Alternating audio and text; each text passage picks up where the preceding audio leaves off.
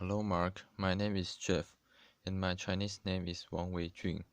My student number is S06411049, and I'm freshman major in English. Today I'm going to read How Adaptive Clothing Empowers People with Disabilities by Mindy Scheier. I love fashion. I actually go to bed every night thinking about what I'm going to wear the next day. Clothing transforms me, defines me, gives me confidence. You may not feel the same way about fashion, but I bet you have a favorite t-shirt or a pair of jeans that transforms you, makes you feel good, makes you feel confident, makes you feel like you. When I was younger, I wanted to be Betsy Johnson. I thought we were kindred, crazy hair, spirits together. I did go to fashion design. I worked in the industry for years and loved it. I married. I had 3 kids, but life can be heartbreakingly ironic. My middle child, Oliver, was born with a rare form of muscular dystrophy, or MD. MD affects his muscle strength, his pulmonary system, distorts his body and makes everyday life more challenging than most. From the time he could walk, which wasn't until about 2.5, he had to wear leg braces for stability. Because he wasn't growing appropriately, he had to wear a feeding tube that was placed on his face. He endured stares, and so did I. But my husband Greg and I told him that no matter what, he was just like everybody else. But everyday tasks for Oliver that we all take for granted were incredibly challenging. That simple act of dressing yourself, the very thing that I adore, was a nightmare for him.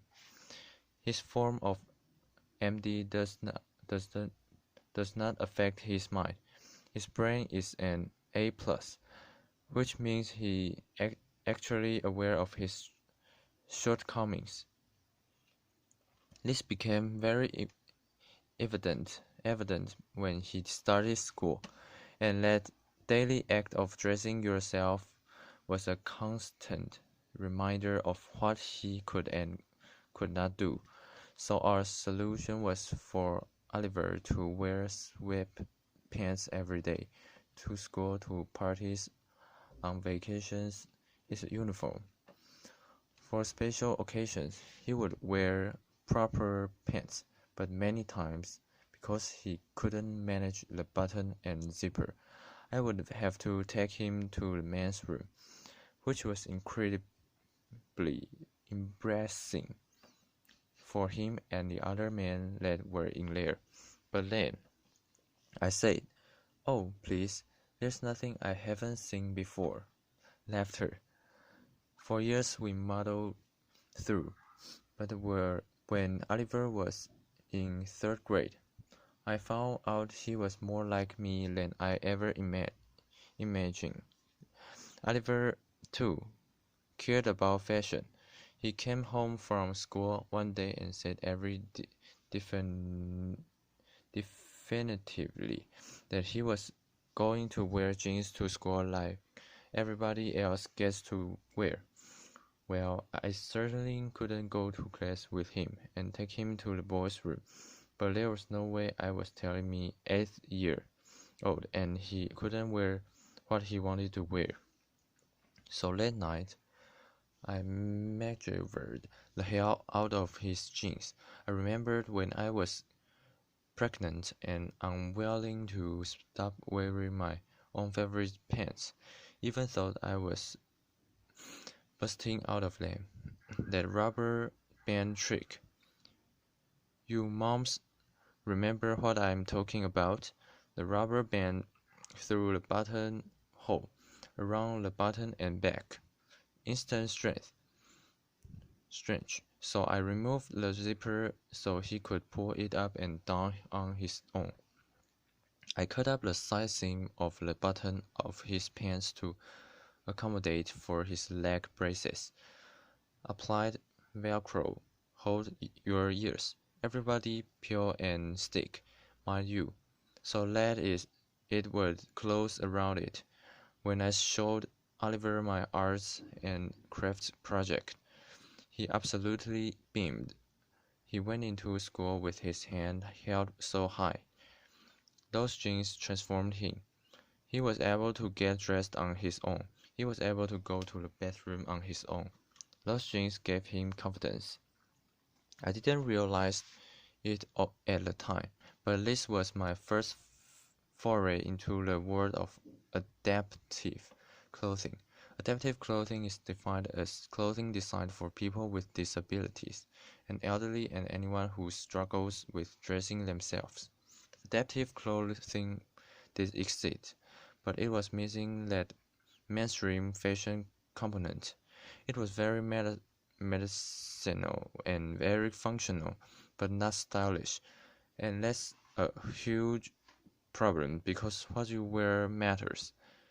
Clothing can affect your mood, your health, and your self-esteem. Now, being a fashion lover, I've known this forever, but scientists actually have a name for it.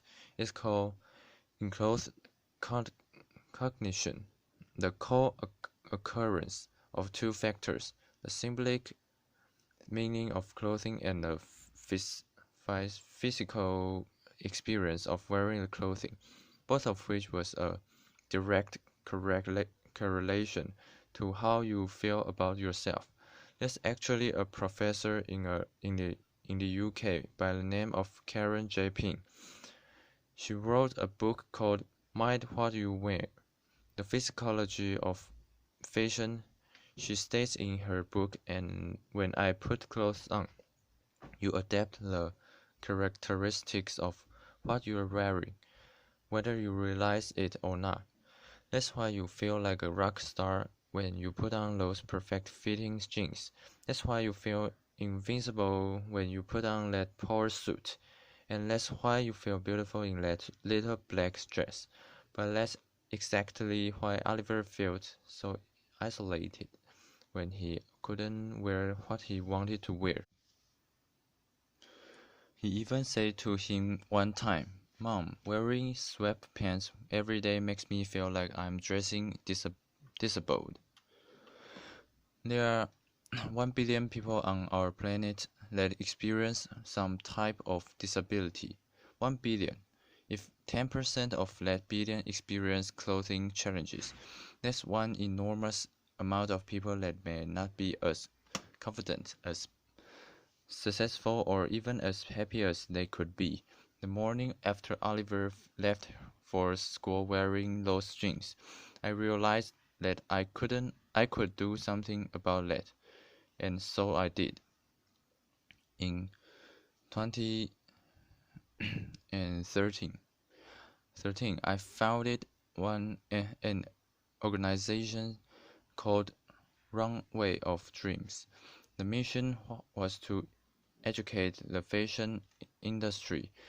The modifications could be made to mainstream clothing for this community that has never been served, and it began with an entire year of research. I went to schools, I went to facilities, I went to hospitals. I literally chased down people on the street who were in wheelchairs, or if they had walkers, or even if they had a sight limp. Laughter. I know I must have looked insane, but I knew that if I was really going to make a difference, I had to truly understand the clothing challenges of as many different people as I possibly could. I met a young man who was 18 who has cerebral palsy. He was going to Harvard University. He said to me, Can you imagine? I got myself into Harvard, but my dream is to be able to wear jeans on campus, like the other freshmen will wear. I met a little girl named Gianna, who was missing her left forearm and her hand. Her mother told me she could not bear to see her daughter's difference magnified by a dangling sleeve, so she had every single long sleeve shirts professionally tailored. Can you imagine the time and money she spends? I also had a great privilege of spending time with Eric Legren, former Rutgers football player, who was paralyzed during a tackle in 2010. I had, at this point, seen some unfathomable things, but this, by far, was the most heart-stopping. You see, Eric is a really big guy, and it took 2 ads and a lifting machine to get him dressed. I sat and watched this process for over 2 hours. When I expressed my shock to Eric, he looked at me and said, "Mindy, this is every single day. What can I say? I like to look sharp." Research done. I knew that if I was going to make a change in the industry, I had to use my background and really figure out how to make these clothes modified. So I took the information I gathered over that past year, and I figured out that there were actually 3 categories that were affected across the board. And first were closures. Buttons, snaps, zippers, hook and eyes were a challenge for almost everybody, so I replaced them with a more manageable technology. Magnets made our Harvard freshman able to wear jeans on campus because he could dress himself. Second, adjustability. Pants length, sleeve length, waistbands were a challenge for so many different shaped bodies, so I added elastic and internal hemming system. This way, Gianna could wear a shirt right off the rack and just adjust the one sleeve. Last, alternate ways to get the clothing on and off the body, outside the traditional way of over your head. So I designed a way to go in arms first. This, for somebody like Eric, could actually take 5 steps of his dressing process and give him back the gift of time. So I went out. I bought clothing right off the rack. I sat at my kitchen table, ripped them apart, did prototype after prototype, until I felt I had great modifications, and I was ready for the big leagues, the fashion industry. Rather than designing my own collection, I knew if I was really going to make a difference, I had to go mainstream. I believed that I just needed to educate the industry of the enormity of this population and the fact that these were consumers that simply weren't being considered. And I am thrilled to say that the industry heard me. Runway of Dreams collaborated with the most amazing forward-thinking brand on our planet, Applause, who took my vision to market and made fashion history by launching the first mainstream adaptive collection, and the rest is yet to come. Applause. So, applause. Fashion holds the key to vital lifeline.